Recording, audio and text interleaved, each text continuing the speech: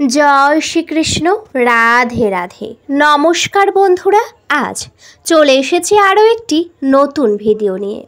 কাল শ্রাবণ মাসের প্রথম সোমবার। এই শ্রাবণের প্রথম সোমবার শিবলিঙ্গে অর্পণ করুন এই একটি ফুল। এতে আপনাদের সকল মনস্কামনা পূরণ হবে এবং আপনাদের সংসার থেকে বাস্তুদোষ দূর হবে।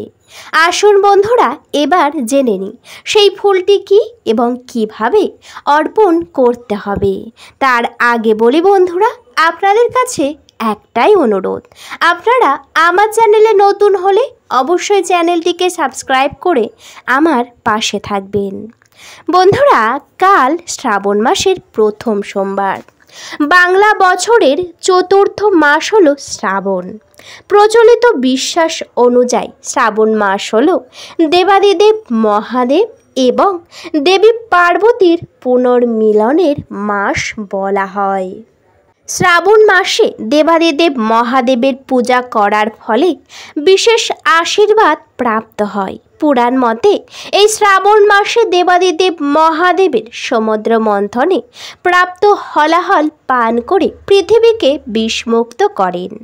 শ্রাবণ মাসে দেবাদিদেব মহাদেবকে সঠিক নিয়ম মেনে স্নান করালে বিশেষ ফল প্রাপ্ত হয়। শুভক্ষণ পূজা করতে পারলে শুভ বা খুব ভালো ফল পাওয়া যায়। জেনে নিন শ্রাবণের সোমবারগুলি শুভক্ষণ। এই শ্রাবণের প্রথম সোমবার কখন থেকে শুরু হচ্ছে? আগামী 5ই শ্রাবণ 21শে জুলাই অর্থাৎ সোমবার শ্রাবণ মাসের প্রথম সোমবার পড়েছে। একাদশী তিথি সকাল 9:39 পর্যন্ত। অমৃত যোগ থাকছে ভোর 6:52 পর্যন্ত। পুনরায় 10:25 থেকে ঠিক 1:02 পর্যন্ত থাকবে অমৃত যোগ এবং মাহেন্দ্র যোগ সকাল 3:41 থেকে 5:26 পর্যন্ত। এই সময়ের মধ্যেই কিন্তু আপনাদের অবশ্যই করে শিবলিঙ্গে জল অর্পণ করতেই হবে।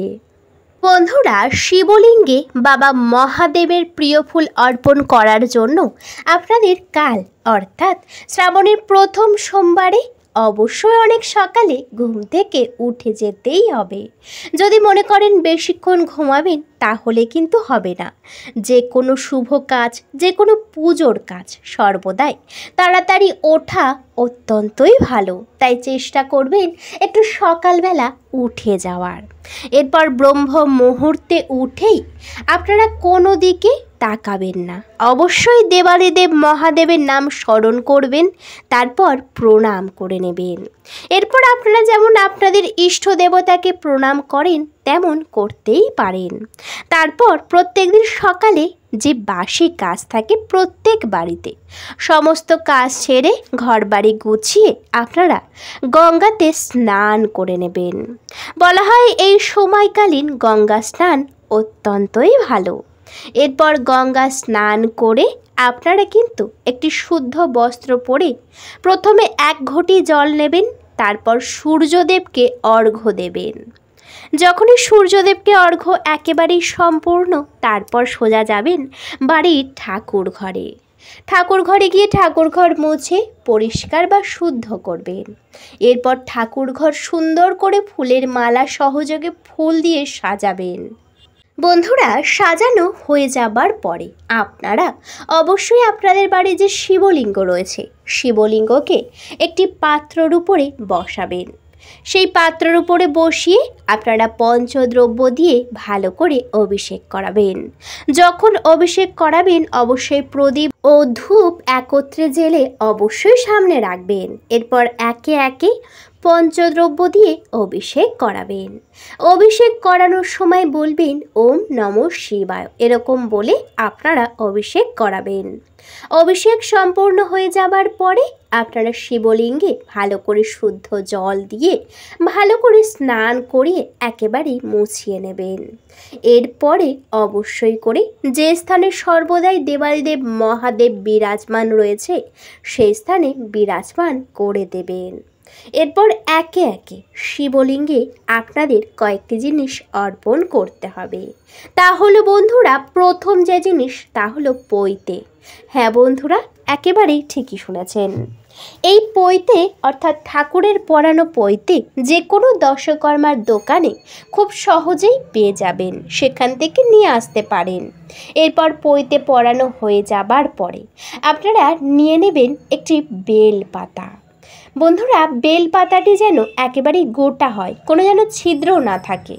যদি ছিদ্র অবস্থাতে অর্পণ করেন দেবাদিদেব মহাদেব কিন্তু রুষ্ট হবেন, তাই সে বিষয়ে একটু খেয়াল রাখবেন।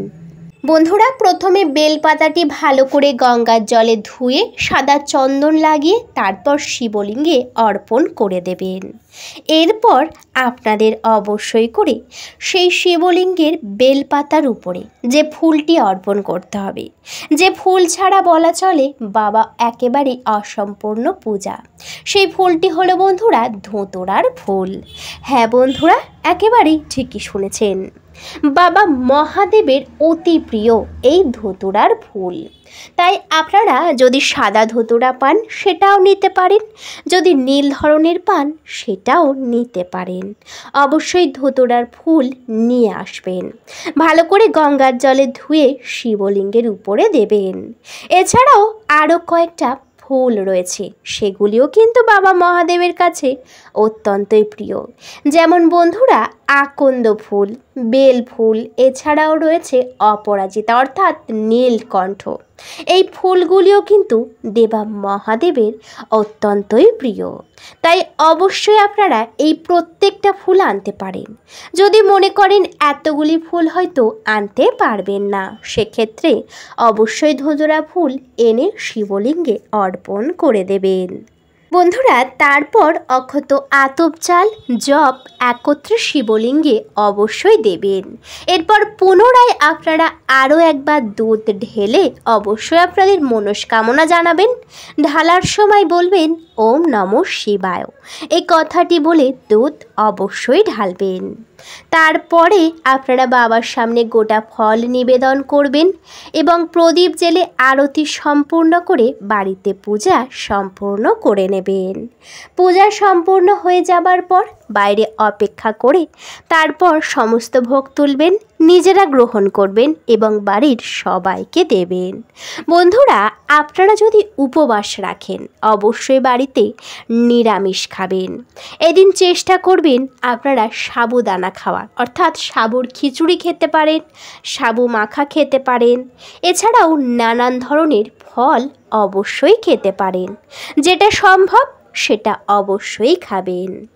এছাড়াও আরও একটি খাবার রয়েছে যেটা খাওয়া অবশ্যই ভালো, তা হলো অভিসান্ন। এই অভিসান্ন খাবারটি একবার হলেও আপনারা গ্রহণ করার চেষ্টা করবেন। এদিন বাড়িতে কোনো রকম আমিষ খাবার তুলবেন না। অনেকে আছেন এমন নিয়ম মানেন না, কিন্তু দেখবেন আস্তে আস্তে জীবনে নানান বিপদ আসছে। তার কারণ হলো একটা, আপনারা কিছু নিয়ম মানছেন না। প্রত্যেকটা পূজাতে প্রত্যেক দিনে নানান নিয়ম থাকে। অবশ্যই চেষ্টা করবেন কষ্ট করে হলেও এই একটি দিন অর্থাৎ শ্রাবণের সোমবার নিরামিষ আহার করার। প্রত্যেক দিন হয়তো নাও পারলেন, কিন্তু চেষ্টা করবেন শ্রাবণের সোমবার নিরামিষ খাওয়ার। এতে কিন্তু দেবাদিদেব মহাদেবের কৃপাদৃষ্টি আপনাদের উপরে অবশ্যই পড়বে। এই শ্রাবণ মাসের প্রথম সোমবারে পারলে কিছু অসহায় মানুষকে কিছু না কিছু দান করবেন। এদিন দান করা অত্যন্তই ভালো, যেমন পারবেন 1 টাকা 2 টাকা, এছাড়াও কিছু বস্ত্র অন্য যেমন পারবেন খুবই ভক্তি সহকারে উদারতার সাথে আপনারা সেগুলি দান করার চেষ্টা করবেন। এদিন দানে কিন্তু অনেক পুণ্যি অর্জন হয়। অসহায় মানুষ কিছু ব্রাহ্মণকেও দিতে পারেন, এছাড়াও কিছু পশু পাখিকেও অবশ্যই কিছু না কিছু খাওয়াতে পারেন। যেমন পারবেন ফল রুটি যা পারবেন পশু পাখিকে খাওয়াতে পারেন। যা করবেন ভালোবাসা সাথে করবেন, তবেই কিন্তু দেবাদিদেব মহাদেবের আশীর্বাদ আপনাদের উপরে এসেই পড়বে। বন্ধুরা, আশা করি আপনারা ভিডিওতে পুরোটা বুঝতে পেরেছেন। ভিডিওটা ঠিক এই পর্যন্ত। ভিডিওটি যদি ভালো লেগে থাকে অবশ্যই ভিডিওতে একটি লাইক করবেন, শেয়ার করবেন এবং সাবস্ক্রাইব করে আমার পাশে থাকবেন। আজকের মতো আমি বিদায় নিলাম। সবাই ভালো থাকবেন, সুস্থ থাকবেন। সকলকে জানাতে চাই অনেক অনেক হরে কৃষ্ণ, রাধে রাধে, হর হর মহাদেব।